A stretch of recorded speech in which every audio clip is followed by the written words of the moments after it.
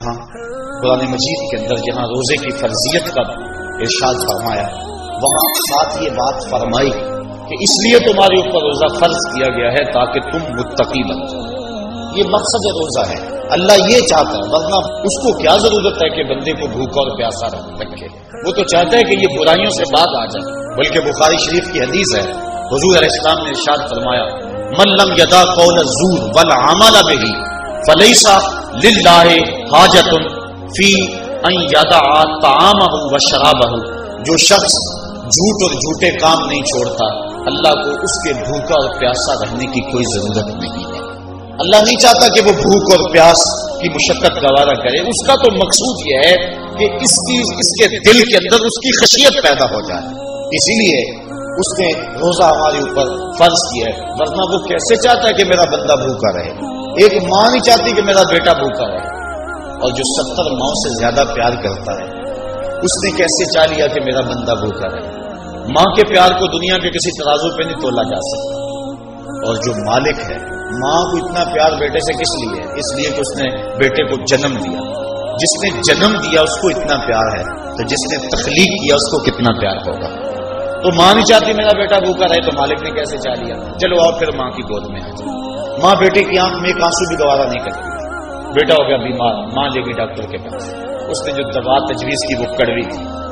ماں نے زبردستی لٹا لیا. بیٹا پیتا نہیں، ماں نے منہ کھولا اور کڑوے سیرپ کے قطرے اس کے حلق میں ٹپکا رہی. بچہ چیختا ہے لیکن جو وہ سیرپ کے قطرے حلق سے نیچے اترتے چلے جاتے ہیں ماں کو قرار آتا جاتا ہے، اس کو طمانیت ملتی جاتی ہے. ماں کیا صفاق ہو گئی؟ نہیں. اس کا پیار چھن گیا؟ نہیں. اس کی ممتا رخصت ہو گئی؟ نہیں. وہ تو بیٹے کی آنکھ میں ایک آنسو بھی گوارا نہیں کرتی. اور اب تڑپتا ہوا بیٹا، لیکن ماں کے چہرے پہ طمانیت کا نور ہے.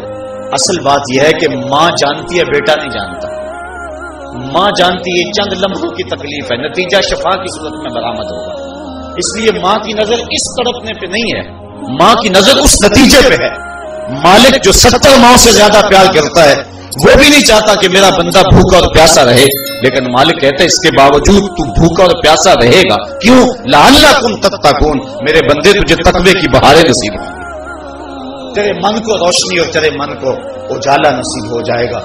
تو یہ تقوی نصیب ہوتا ہے روزے سے. کیونکہ یہ بات ذہن میں رکھیں، ہمارے 2 دشمن ہیں جو ہمیں نیکی کے راستے سے روک رہے ہیں. بات لمبی ہو رہی ہے، اختصار کر رہا ہوں. ہمارے 2 دشمن ہیں جو ہر وقت ہمارے ساتھ لگے ہوئے، ایک شیطان اور دوسرا نفس. جو شیطان ہے وہ بڑا دشمن ہے یا نفس بڑا دشمن ہے؟ تو آپ اس بات پہ کسی دلیل کی ضرورت نہیں، آپ سب کہہ رہے ہیں کہ نفس.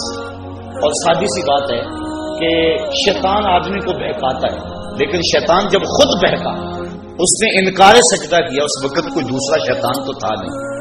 تو شیطان کو شیطان بنانے والا نفس. تو یہ نفس شیطان سے بھی بڑا دشمن. اکیلی جان 2 دشمنوں کے نرتے تھے. لیکن جب ماہ سیام آیا، سلسلۃ الشیاطین، حدیث میں آتا ہے شیاطین جکڑ دیے گئے.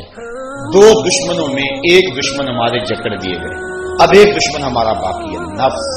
اب نفس کا مقابلہ کر لیں گے تو شیطان چھٹ کر ہمارا کچھ نہیں کر سکے.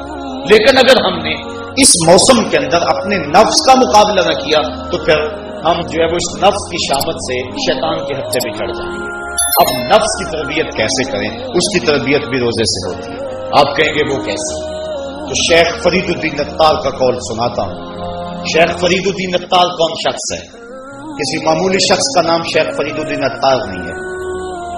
علامہ اقبال کے روحانی پیشوا، جن کو وہ مرشد رومی کہتے ہیں اور اپنے آپ کو مرید ہندی کہتے ہیں. اور یہ بات ذہن میں رکھیں کہ اقبال نے رومی کو ویسے پیر نہیں مان لیا، بڑا چن کے پیر تلاش کیا اقبال نے.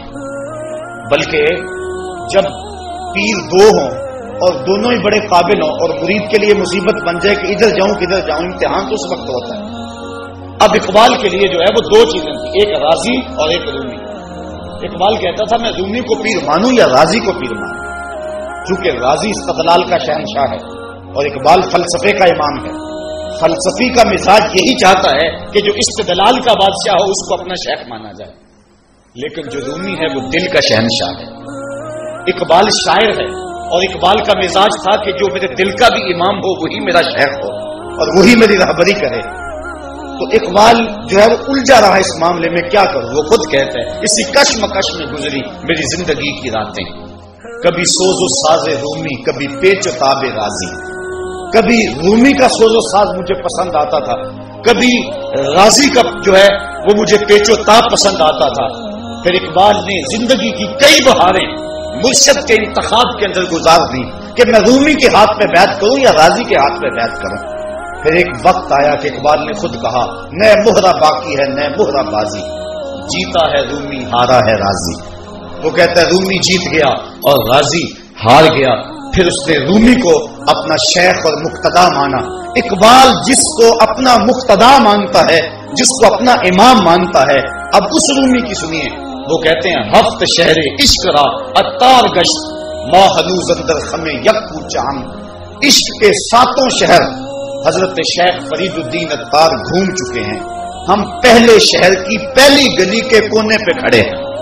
یہ رومی کہہ رہے ہیں جس کو اقبال نے بڑی چھان پھٹک کے بعد اپنا پیر مانا ہے، وہ فرید الدین اتار جو معرفت کا امام ہے اور اللہ کے رازوں کا امین ہے۔ حضرت شیخ فرید الدین اتار فرماتے ہیں نفس نتواں کش اللہ باسے چیز، بات گوئم یادگیرش اے عزیز۔ کہا نفس نہیں مرتا لیکن 3 اسلحے ہیں، اگر تیرے پاس ہوں تو تو نفس پر قابو پا لے گا۔ وہ 3 اسلحے کون سے ہیں؟ کہا خنجر خاموشیو، شمشیر جو، نیزائے تنہائیو، ترک ہجو۔ ایک خاموشی کا خنجر، ایک بھوک کی تلوار اور ایک تنہائی کا نیزہ۔ اگر یہ 3 اسلحے تیرے پاس ہیں تو نفس پہ ٹوٹ پڑے